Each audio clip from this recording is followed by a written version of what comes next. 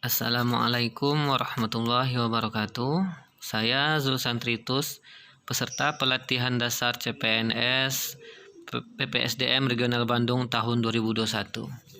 Kesempatan kali ini saya akan membahas analisa isu efektivitas kinerja individu. Di sini saya sebagai dokter gigi akan mengerjakan sesuai tupoksi. Baiklah. Yang pertama yang perlu kita ketahui adalah apakah isu. Isu atau permasalahan adalah perbedaan antara kondisi real dengan kondisi ideal dan atau perbedaan antara kondisi real dengan ekspektasinya. Sehingga terjadilah pemikiran yang berbeda karena tidak sesuai dengan harapan yang diinginkan. Selanjutnya, untuk menganalisa, yang pertama menggunakan pra-analisis dengan metode pentahelix. Itu yang pertama, takutnya masyarakat ke dokter gigi. Ini karena kepercayaannya masyarakat yang turun-temurun bahwa mencabut gigi dapat merusak ke mata. Dan rasa takut yang tidak bisa dilawan karena yang ditakut-takutinya oleh orang tua terhadap anak. Yang kedua itu masyarakat anggap tukang gigi adalah dokter gigi. Di sini kurangnya pengetahuan masyarakat terhadap siapa yang berpendidikan dan bukan. Ini disebabkan karena kurangnya tenaga kesehatan untuk turun lapangan dalam memberikan penyuluhan tentang kesehatan. Terus kurangnya pengetahuan masyarakat akan sikat gigi yang benar. Ini lumayan banyak terjadi karena sangat-sangat dianggap sepele bagi masyarakat. Padahal kunci utamanya ada pada sikat gigi untuk kesehatan gigi dan mulut. Terus ketersediaan alat yang belum memadai. Kebanyakan dari fasilitas pemerintah seperti puskesmas memang masih kurang penyediaan alatnya. Nah, untuk menepis isu tersebut, saya menggunakan metode USG, yaitu seberapa urgensinya masalah tersebut, seberapa seriusnya untuk S-nya, seberapa serius masalah tersebut untuk dibahas, dan ground itu seberapa bahaya jika masalah tersebut tetap dibiarkan. Di tabel dapat kita lihat hasil pertimbangan saya sendiri. Itu untuk poin 1, takutnya masyarakat ke dokter gigi, total poinnya ada 14. Masyarakat anggap tukang gigi adalah dokter gigi, itu saya beri 12. Kurangnya pengetahuan masyarakat akan sikat gigi yang benar, itu 12. Dan ketersediaan alat yang belum memadai itu mendapatkan poin 13. Kenapa saya begitu mengambil dari takutnya sakit ke dokter gigi? Karena dari dahulu atau turun-temurun ini semua yang terjadi. Setiap datang hanya mengatakan takut dan sakit.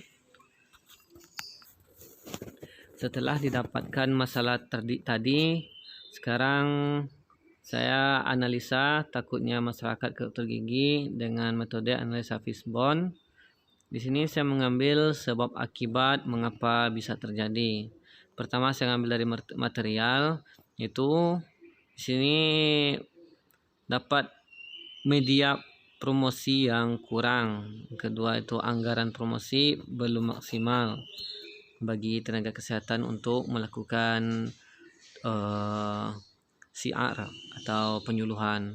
Yang kedua itu manusia sendiri itu berupa pengetahuan yang minim. Ini diakibatkan karena kurangnya kepedulian masyarakat terhadap pentingnya kesehatan gigi dan mulut. Terus ada kurangnya dukungan keluarga dan ada juga karena faktor ekonomi. Terus yang ketiga dari lingkungan. Ini biasanya karena kepercayaan terhadap mitos atau ucapan-ucapan yang tidak penting dikeluarkan tapi dipercaya, seperti mencabut gigi menyebabkan buta. Nah, ini yang harus ditegaskan kembali. Terus dokter gigi, setiap pergi ke dokter gigi sama dengan gigi dicabut. Nah, pengertian ini juga belum banyak disadari oleh masyarakat bahwa gigi tersebut bisa dipertahankan. Selanjutnya, metode itu berupa sosialisasi atau penyuluhan yang masih kurang atau minim. Ini disebabkan karena anggaran yang masih kurang tadi, dan teknik promosi belum maksimal. Ini mungkin cara penyampaian dari pemateri atau dari penyuluh yang kurang bisa dicerna bagi masyarakat atau bagi pendengar. Selanjutnya yang keempat itu dengan mendalami dan menganalisis masalah dengan analisa SWOT. Untuk analisa SWOT itu sendiri, yang pertama strength, yaitu kemampuan dorongan orang tua atau keluarga untuk saling peduli terhadap kesehatan gigi dan mulut. Motivasi yang baik dari petugas juga peran penting di sini.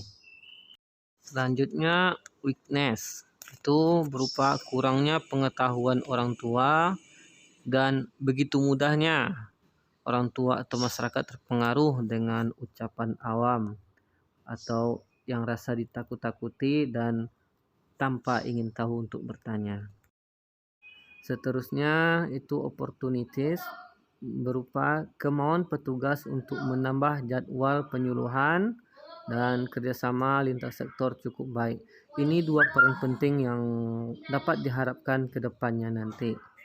Yang keempat itu trade, itu merupakan jika permasalahan ini tetap dibiarkan, ditakutkan nantinya kerusakan dini pada gigi anak atau baru umur remaja atau pertumbuhan gigi tidak beraturan, masa tua gigi sudah ompong, bahkan masa muda bisa terjadi. Nah, untuk penutupnya itu ada tabel alternatif penyelesaian isu yang telah kita bahas. Itu ada alternatif penyelesaian berupa peningkatan kemampuan petugas dalam memberikan konseling kesehatan gigi dan mulut. Peningkatan kemampuan orang tua tentang pentingnya kesehatan gigi dan mulut, meningkatkan peran lintas sektor dalam mendukung kegiatan sosial. Dan selanjutnya tahapan tiap penyelesaiannya yaitu memberikan pelatihan konselor pada petugas, memberikan sosialisasi atau penyuluhan terhadap orang tua atau masyarakat yang lebih banyak lagi.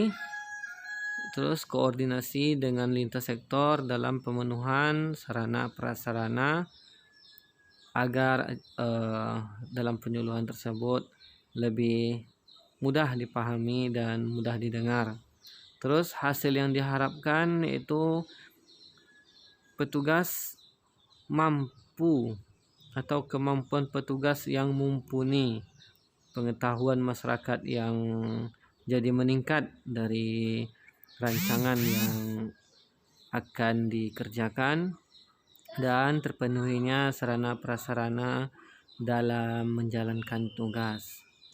Pihak yang bersangkutan itu berupa petugas kesehatan yang berwenang. Terima kasih, ini dari saya. Jika banyak kekurangan, saya mohon maaf. Terima kasih. Wassalamualaikum warahmatullahi wabarakatuh.